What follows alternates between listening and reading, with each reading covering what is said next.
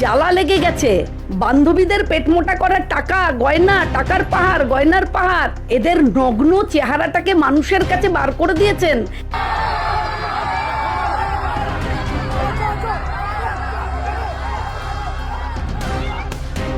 সবার আগে দেব, কোয়েল ও রাজ চক্রবর্তীকে টলিউড ছাড়া করব।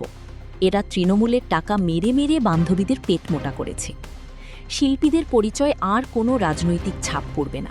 এটাই হবে আগামী দিনের টলিউড, বললেন শর্বরী মুখোপাধ্যায়। তো দুর্নীতি মুক্ত, ভয় মুক্ত যাদবপুর গড়ে তুলুন, যেখানে মানুষকে ভয় পেতে হবে না। দীর্ঘ অপেক্ষা, দাঁতে দাঁত চেপে লড়াই। অনেক বছর টলিউড তাকে কাজ দেয়নি। অভিনেত্রী শর্বরী মুখোপাধ্যায় যাদবপুরের মতো হেভিওয়েট কেন্দ্রের জয়ী বিজেপি প্রার্থী। ৯ মে বাংলার আনুষ্ঠানিক শাসনভার এবং শপথ গ্রহণ অনুষ্ঠান। স্বাভাবিকভাবেই দম ফেলার ফুরসত পাচ্ছেন না শর্বরী। শিল্পীদের পরিচয় ইদানিং যেন রাজনৈতিক হয়ে গিয়েছিল।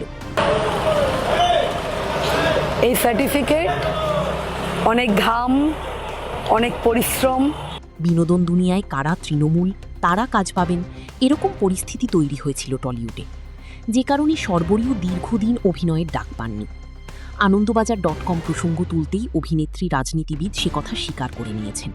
বলেছেন, শিল্পী যে রাজনীতির ঊর্ধ্বে, সেই ব্যাপারটাই যেন অনেক দিন ধরে হারিয়ে গিয়েছিল। শিল্পীকে প্রশ্ন করা হতো, আপনি কি তৃণমূল? শর্বরীর আশ্বাস, এই বিষয়টি তিনি দায়িত্ব নিয়ে মুছবেন, তার জন্য নতুন করে লড়াই শুরু করবেন। রাজনীতিবিদ অভিনেত্রীর দাবি, শিল্পীর পরিচয় তিনি একজন শিল্পী। টেলিভিশন, সিনেমা, নাটক, যাত্রা যে মাধ্যমেরই হোক, তিনি যে কোনো রাজনৈতিক মতাদর্শে বিশ্বাসী হতেই পারেন। আগামী দিনে তার সেই মতাদর্শ কখনো তার পরিচয় হয়ে উঠবে না। শর্বরীর আরও আশ্বাস, প্রত্যেক শিল্পী এবং কলাকুশলী আগামী দিনে যাতে কাজ পান, সেদিকটাও দেখবেন তিনি।